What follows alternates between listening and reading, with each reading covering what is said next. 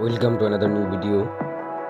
In this video you will see how to fix WhatsApp login not available. Please follow complete the process.